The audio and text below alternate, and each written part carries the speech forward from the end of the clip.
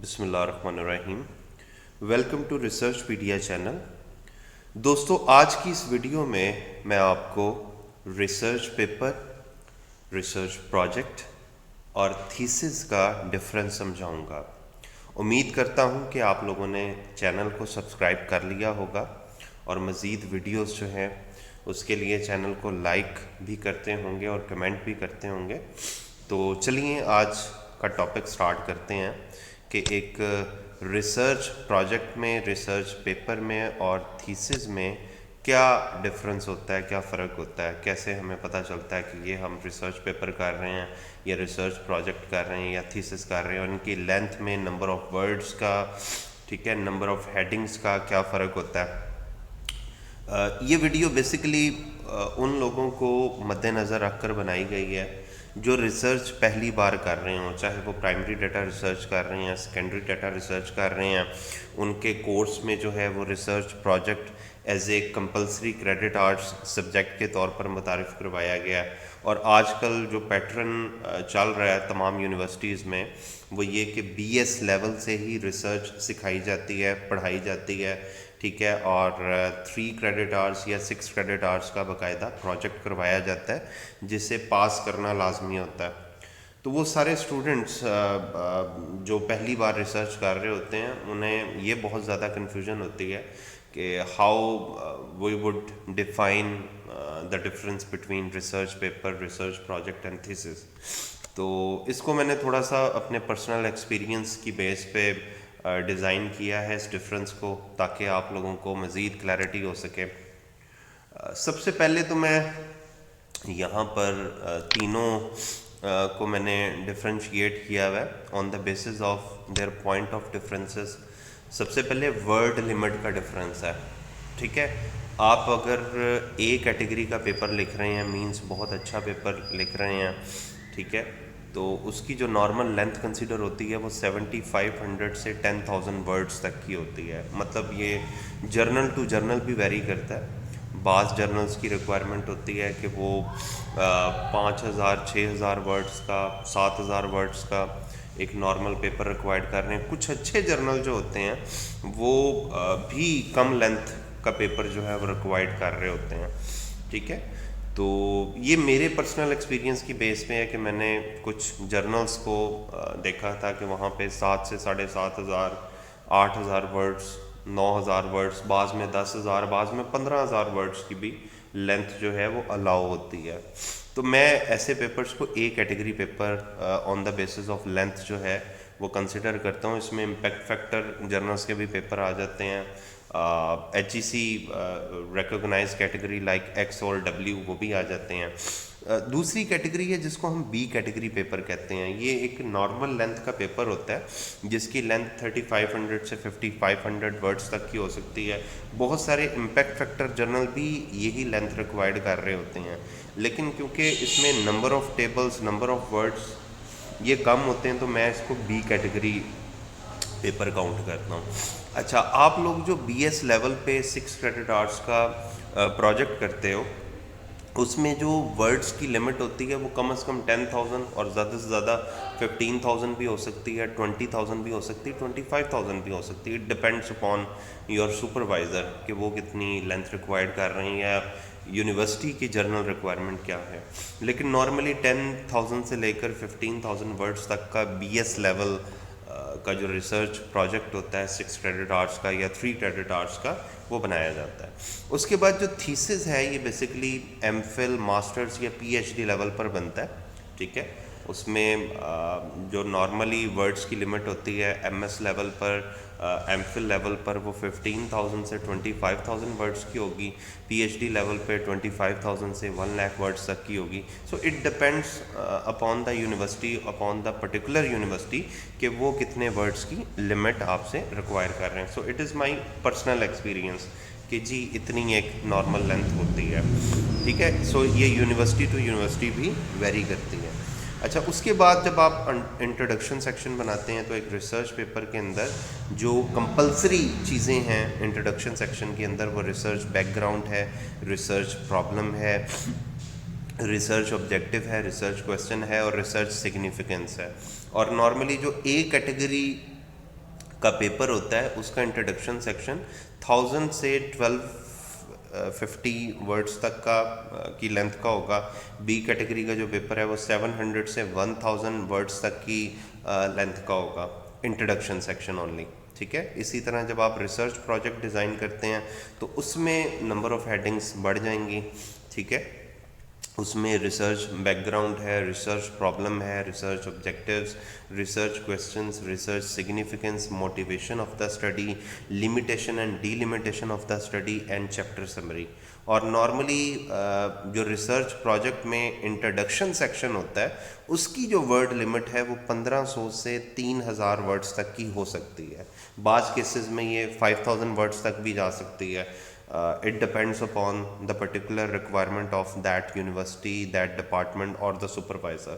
But मेरे नज़दीक जो एक BS लेवल का प्रोजेक्ट है उसका इंट्रोडक्शन सेक्शन जो है वो 1500 वर्ड्स कम अज़ कम और ज़्यादा से ज़्यादा 3000 वर्ड्स तक का होना चाहिए। लेकिन जब आप एक MS MPhil या PhD लेवल का थीसिस रिक्वायर कर रहे होते हैं तो उसमें भी नॉर्मली जो नंबर ऑफ़ हेडिंग्स हैं वो तकरीबन इतनी होती हैं, कुछ एक दो बढ़ भी सकती हैं if there is a pattern in that particular university. ठीक है, फिर एक दो बढ़ भी सकती हैं, लेकिन ये कंपलसरी हेडिंग्स हैं, ये लाजमी आएंगी। जबकि वर्ड लिमिट बढ़ के 3500 वर्ड से 5000 वर्ड्स तक लाजमी जाएगी। ठीक है, चाहे आप MS MPhil लेवल का थीसिस कर रहे हैं, चाहे आप PhD लेवल तक का थीसिस कर रहे हैं, बल्कि PhD के केसेस में शायद वो 10,000 वर्ड्स तक इंट्रोडक्शन सेक्शन चला जाए। अच्छा, इसी तरह लिटरेचर रिव्यू में point of differences between research paper, research project और थीसिस क्या है। जब आप रिसर्च पेपर बना रहे होते हैं तो theoretical review, critical research findings, ठीक है, research gap identification, research model, research contribution, ये चीज़ें आपकी आ रही होती हैं एक रिसर्च पेपर के अंदर। और इसमें ए कैटेगरी की लिटरेचर रिव्यू की लेंथ जो है वो 1000 वर्ड से 1500 वर्ड्स तक की हो सकती है, जबकि बी कैटेगरी का जो लिटरेचर रिव्यू होता है वो 750 वर्ड से लेकर 1000 वर्ड्स तक का हो सकता है। इसी तरह अगर आप रिसर्च प्रोजेक्ट बना रहे हैं BS लेवल का, तो उसमें सबसे पहले कंसेप्चुअल अंडरपिनिंग है, मींस जो आपके इंडिपेंडेंट वेरिएबल हैं उनके कंसेप्ट, उनकी डेफिनेशंस, उनकी फंक्शनल जो डेफिनेशंस हैं वो आप with the reference of some author वो एक्सप्लेन करें। फिर थ्योरीज़ के ऊपर डिस्कशन होगी, फिर क्रिटिकल रिसर्च फाइंडिंग है, रिसर्च गैप आइडेंटिफिकेशन है, research model, research contribution and then chapter summary.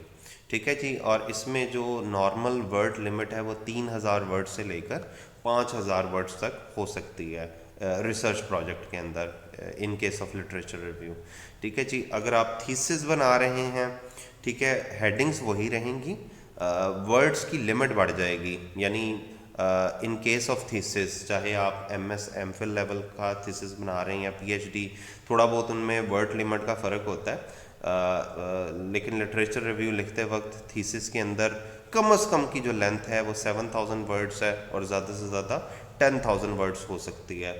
बाज़ केसेस में अगर आप मास्टर्स का थीसिस लिख रहे हैं तो 5000 वर्ड्स की जो लिमिट है लिटरेचर रिव्यू के लिए वो भी इनफ होती है। तो it depends upon university to university. मैं क्योंकि एक जर्नल प्रैक्टिस की बात कर रहा हूँ कि नॉर्मली ऑन एवरेज जो है वो थीसिस किस लेंथ में बन सकते हैं, तो ये वो ऑन एवरेज लेंथ है।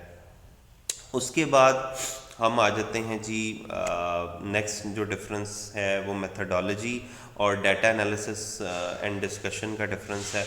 जहाँ तक मेथडोलॉजी की बात है तो रिसर्च पेपर के अंदर जो कंपलसरी हेडिंग्स हैं मेथडोलॉजी के चैप्टर में, एक रिसर्च डिज़ाइन का है, दूसरा पॉपुलेशन एंड सैंपल का है, तीसरा डाटा कलेक्शन एंड सोर्सेस का है, उसके बाद वेरिएबल मेजरमेंट का है, मॉडल एंड एस्टिमेशंस हैं और एक्सपेक्टेड साइंस हैं। ये हेडिंग्स आती हैं रिसर्च पेपर के अंदर। और इसमें जो ए कैटेगरी का पेपर है वो 750 वर्ड से लेकर 1000 वर्ड्स तक का मेथडोलॉजी सेक्शन हो सकता है। इसी तरह अगर बी कैटेगरी का पेपर है तो 400 वर्ड से लेकर 700 वर्ड्स तक का मेथडोलॉजी सेक्शन हो सकता है।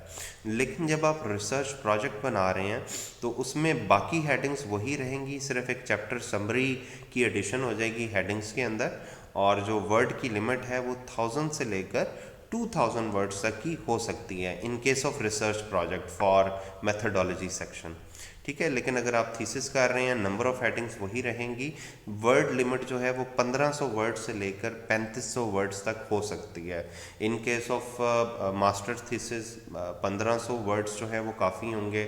एमफिल की तरफ आप अगर जाएंगे तो शायद 2000 वर्ड्स या 2500 वर्ड्स, और अगर आप पीएचडी के थीसिस की तरफ जाएंगे तो मैक्सिमम 3500 वर्ड्स की जो है वो मेथडोलॉजी सेक्शन की वर्ड लिमिट बन जाती है। ठीक है, इसी तरह अगर आप डेटा एनालिसिस और डिस्कशन पे आए तो ये as per requirement of that particular journal हो सकता है कि वो कितने टेबल्स आपको अलाउ करता है, ठीक है, कितने उसमें जो है वो इक्वेशंस आपको अलाउ करता है। तो नॉर्मली जो ए कैटेगरी का पेपर होता है उसमें 6 से 10 टेबल हो सकते हैं डेटा एनालिसिस के, जिसमें मुख्तलिफ़ किस्म की एस्टीमेशंस, मुख्तलिफ़ किस्म के जो डायग्नोस्टिक टेस्ट हैं, pre estimation, post estimation, regression, correlation, ठीक है, और बाकी सारी जितनी भी रिक्वायरमेंट्स हैं। तो 6 to 10 tables and 6 to 10 equations जो हैं वो रिक्वायर होती हैं in case of A category research paper. लेकिन अगर बी कैटेगरी का है तो 4 to 6 टेबल्स आर इनफ, ठीक है, 4 to 6 equations are enough in case of B category paper. तो नॉर्मली जो इनकी लेंथ है वो यहाँ पे डिफ़ाइन नहीं की जा सकती, वो जाहिर है जितने ज़्यादा टेबल्स होंगे उस हिसाब से इसमें जो वर्ड्स की लिमिट है वो कम या ज़्यादा हो सकती है।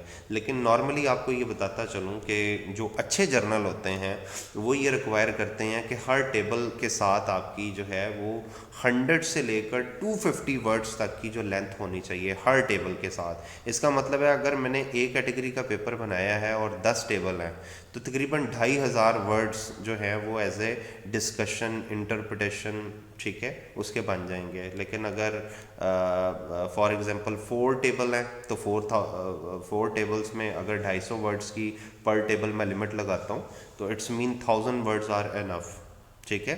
तो ये डिपेंड करता है कि what are the requirement of that particular journal, कि वो कितनी लेंथ रिक्वायर कर रहे हैं, कितने टेबल्स आपसे रिक्वायर कर रहे हैं, कितने आपको वर्ड लिमिट बता रहे हैं, तो उसके हिसाब से डिस्ट्रीब्यूशन आप यहाँ पे कर सकते हैं। जहाँ तक रिसर्च प्रोजेक्ट की बात है तो उसमें आपने इंट्रोडक्शन देना होता है उस चैप्टर का, ठीक है। आपने अपनी स्टडी की रिक्वायरमेंट के अकॉर्डिंगली जितने टेबल्स बनाए जा सकते हो, 6 बन जाएँ, 10 बन जाएँ, 15 बन जाएँ, 20 बन जाएँ, यानी जिसमें आपके ऑब्जेक्टिव्स, आपके रिसर्च क्वेश्चन, आपके हाइपोथेसिस, आपकी स्टडी की रिक्वायरमेंट मीट होती हो, आपने उतने टेबल बनाने होते हैं। इसमें कोई मिनिमम या मैक्सिमम की जो है वो कंडीशंस नहीं लगाई जा सकती। इसी तरह इसमें आप इंटरप्रिटेशन करते हैं और चैप्टर को समराइज़ करते हैं। यही सेम आपने एमफिल या पीएचडी के थीसिस में पैटर्न को फॉलो करना होता है। उसमें भी आप टेबल्स की जो है वो लिमिट नहीं लगा सकते, यानी जितने टेबल्स में आपके ऑब्जेक्टिव्स पूरे होते हों, आपके रिसर्च क्वेश्चंस, आपके हाइपोथेसिस, आपकी स्टडी की रिक्वायरमेंट पूरी होती हों, आप उतने टेबल्स बना सकते हैं। उसमें मिनिमम या मैक्सिमम की कोई कंडीशंस नहीं है। इसी तरह we would come to the last part which is conclusion.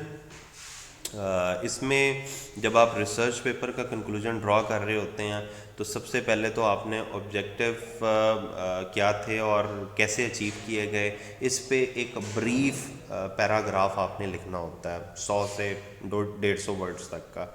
उसके बाद आप फाइंडिंग्स को समराइज़ करते हो, फिर उन फाइंडिंग्स को कंक्लूड करते हो, फिर उसी कंक्लूजन की बेस पे जो आपकी थ्योरेटिकल इम्प्लीकेशंस हैं, यानी जो आपकी फाइंडिंग्स आई हैं, जो आपने कंक्लूड किया है, उसकी थ्योरेटिकली क्या इम्प्लीकेशंस हैं, ठीक है। उसके बाद उसकी प्रैक्टिकली या मैनेजेरियली क्या इम्प्लीकेशंस हैं, आपकी स्टडी की लिमिटेशंस क्या हैं, आप फ्यूचर रिसर्चर्स को क्या सजेशन देंगे बेस्ड ऑन योर रिसर्च, ठीक है, तो ये सारी चीज़ें आपके कंक्लूजन में आती हैं।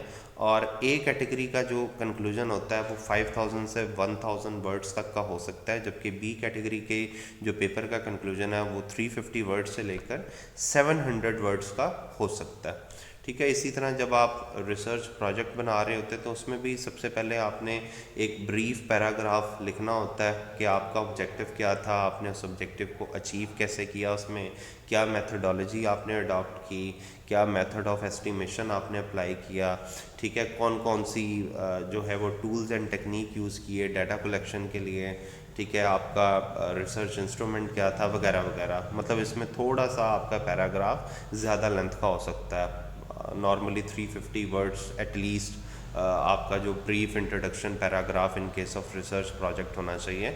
उसके बाद समरी ऑफ फाइंडिंग्स, ये थोड़ा सा और ज़्यादा डिटेल में आप लिखते हैं इसमें, फिर उसको कंक्लूड करते हैं। फिर इसी तरह थ्योरेटिकल इम्प्लीकेशन, प्रैक्टिकल या मैनेजरियल इम्प्लीकेशन, आपने अपनी रिसर्च में क्या नॉवल कंट्रीब्यूशन की है, ठीक है, मतलब आपकी फाइंडिंग से कौन सी नई चीज़ सामने आई है, तो वो आपकी नोवेल्टी है। उस पर 50 वर्ड्स से लेकर 100 वर्ड्स तक का आप एक पैराग्राफ बना सकते हैं। लिमिटेशंस क्या थी, फ्यूचर रिसर्च को आप क्या सजेशंस देंगे, और इसमें जो वर्ड लिमिट होती है वो 1250 वर्ड से लेकर 1500 वर्ड्स तक की कंक्लूजन सेक्शन की हो सकती हैं in case of research project. इसी तरह अगर आप एमफिल या पीएचडी का थीसिस बना रहे हैं तो नंबर ऑफ हेडिंग्स तो वही होंगी, ठीक है, लेकिन वर्ड्स की लिमिट बढ़ जाएगी, यानी कम से कम 1500 वर्ड्स और ज़्यादा से ज़्यादा 2000 वर्ड्स जो हैं in case of conclusion for MS या पीएचडी थीसिस।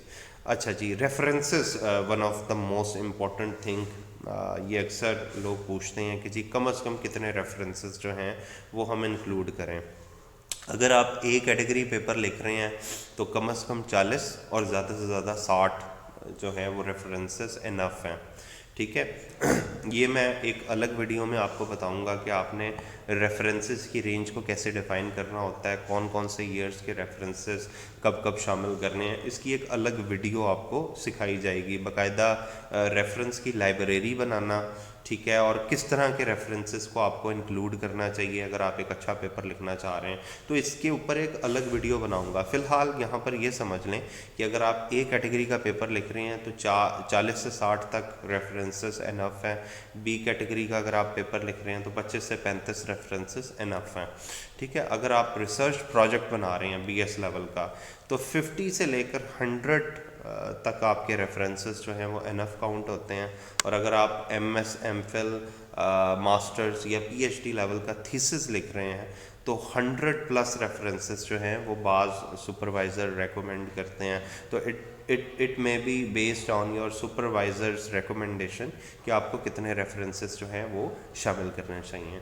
इसके बाद एब्स्ट्रैक्ट पर आ जाते हैं। एब्स्ट्रैक्ट नॉर्मली जो है अगर आप रिसर्च पेपर लिख रहे हैं तो उसमें journal to journal requirement different हो सकती हैं। बास जर्नल्स जो हैं वो रिक्वायर करते हैं कि जी 250 वर्ड्स का जो है वो एब्स्ट्रैक्ट होना चाहिए, ठीक है। बाज़ जर्नल रिक्वायर करते हैं कि 150 words are enough. So it is based on the particular requirement of that journal कि एब्स्ट्रैक्ट कितने वर्ड्स का होना चाहिए, ठीक है। मेरे नज़दीक इसकी नॉर्मल लेंथ 150 वर्ड्स से 250 वर्ड्स तक होनी चाहिए। अगर आप रिसर्च प्रोजेक्ट बना रहे हैं तो 250 वर्ड्स से लेकर 300 वर्ड्स तक की लिमिट हो सकती है। लेकिन अगर आप थीसिस लिख रहे हैं तो नॉर्मली जो है वो 300 से 350 वर्ड्स के लेंथ तक का जो है वो आपका एब्स्ट्रैक्ट हो सकता है। तो ये थी आज की हमारी डिस्कशन। उम्मीद करता हूँ कि आपको इस टॉपिक की समझ आई होगी।